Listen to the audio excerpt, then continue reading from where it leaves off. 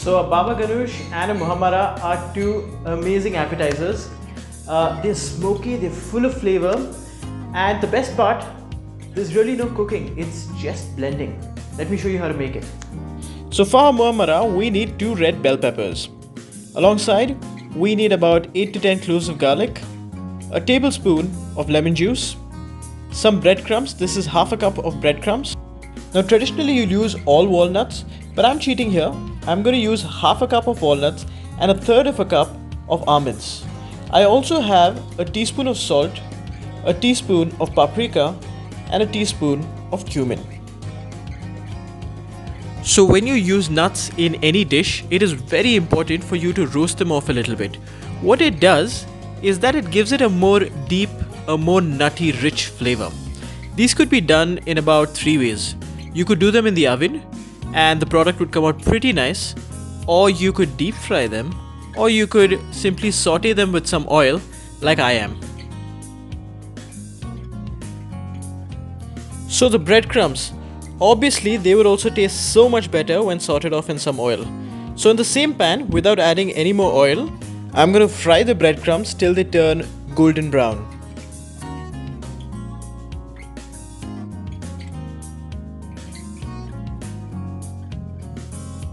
And now we are going to flame roast our peppers.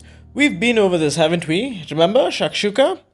So yeah, oil the outside of your peppers and place them on top of an open flame. Now you want to roast these peppers until they're completely charred. After having achieved that, transfer them into a container and cover the container. In there, they will steam and soften and also retain some smokiness. After your peppers have cooled off, you're going to want to skin them. And that should happen rather easily. After skinning them though, do not forget to seed your peppers. Now this final stage couldn't get simpler. All we have to do is simply blend everything. So go in with your garlic, your lemon juice, your breadcrumbs, your nuts, your peppers, salt, and 1 teaspoon of cumin and 1 teaspoon of paprika. So if you follow this recipe, you could follow it to the T and not worry about the measures. But I'm still going to hold back on a little bit of cumin and paprika just in case. Now blend. So initially you will need a little bit of oil to loosen the mixture. And because we're true professionals, we will scrape the side of the bowl before we blend again. This time though, you will see your mixture coming together beautifully. I'm going to give it a quick taste and check for its texture and seasoning. So believe it or not, the seasoning is bang on, but I want it a little more smooth. So I'm going to go in with a little more oil and give it another whiz. After this round, what you'll be left with is this beautiful, nutty, smoky, and a balanced Muhammara. But guess what? We are not done yet. You can't eat this unless it's fully chilled. So you're gonna have to dispense this in a bowl, cover it with foil, and place it in the fridge for at least 2 hours. But after that, you might want to test for seasoning again, because food that is chilled tends to taste a little different than food at room temperature. So our Muhammara is ready. It's resting in the fridge. And now let's quickly make our Baba Ghanoush. And for the Baba Ghanoush, you will need 2 aubergines. With that, you will need tahini. And the ones who want to know how to make my tahini recipe, please click the link given in the description box below.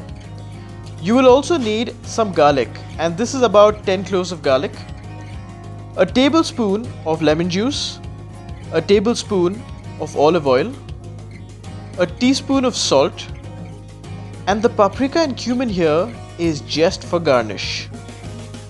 Now take a fork and poke the outside of your aubergine. Now you want to do this only because they might explode while you flame roast them. Though explosions happen only in the oven. But let's not take the risk. Now the process of flame roasting is going to happen exactly like our peppers. Let's apply oil and take them straight to the open flame. Now place your aubergines straight onto an open flame. What you also want to do is periodically turn it over so there's an even spread of heat. Again, you could do this in the oven, but it's simply not going to be as smoky. unless you own a tandoor. Now you want to roast it for about 8 to 10 minutes. The outer skin will char pretty quickly, but what you want is for them to be completely soft from the inside. And you can figure this out by pressing the sides of your aubergine using your tongs. Once soft, set it aside and cool it off completely.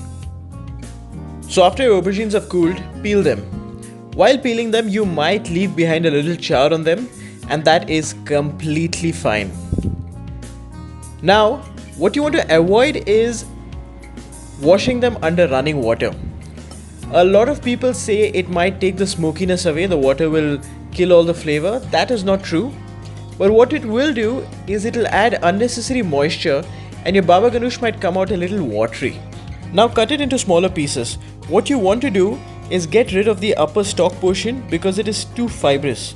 Also, if you find a few seeds, try to get rid of as many as you can. Now is the fun part. You have to take some decisions. You could either use a potato masher or a whisk and make a fantastic baba ganoush. But if you're slightly on the lazier side, you'll do what I'm gonna do, and that is food processor. Now if you want to retain a more stringy fibrous texture of the aubergine, by all means, please use a whisk. But if you want something really smooth, this is perfect. And it's really simple. Simply dump in your garlic, your 1 tablespoon of lemon juice, 1 tablespoon of oil, about a teaspoon of salt, and a tablespoon of tahini.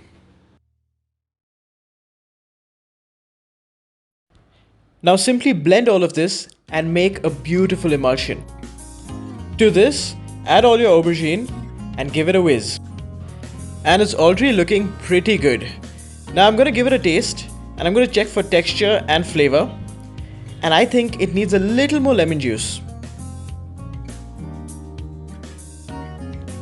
Another quick taste. Hey, no double dipping. I think it's perfect. Now at this point you retain the option of adding onions, tomatoes, paprika, cumin, whatever you like. I'm gonna add a little bit of paprika just to spike it up.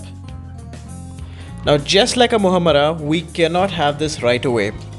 It has to be chilled for at least 2 hours in the fridge before you test it for seasoning again, and only then can you serve it. Now a step that is optional, which I really don't think should be optional, is to add a couple of dollops of yogurt to this mixture. What it will do is give this additional note of sourness to the baba ganoush, which is gonna make it super addictive. Now into the fridge she goes for a couple of hours and I'll see you on the other side plating. So a lot of us would argue if this is a baba ganoush, if it's a mutabbal. So it's broadly accepted that a baba ganoush has onions and tomatoes in it, and a mutabbal is essentially tahini and yogurt, which is what I've made. But there's also a theory saying that a mutabbal is given as a condiment and a baba ganoush as a salad dip. So let the debate continue, but I can guarantee you that these recipes are fantastic and full of flavor. Once you pull your muhammara and your baba ganoush out of the fridge, you will see they are a lot more firm and easier to spread. At this point, we have to put something mandatorily green on our condiments. Follow that by drizzling some olive oil and we are ready to eat. So this will go really well with some pita bread, and I am leaving a link to my pita bread video in the description box below. But you could also serve these with some cream crackers and crostinis. Now, up until we added yogurt to our baba ganoush, both dishes were completely vegan. So vegans, cut the yogurt out and you'll have a couple of amazing dishes at your disposal. Who knew the Mediterranean had so many vegan dishes to offer, eh?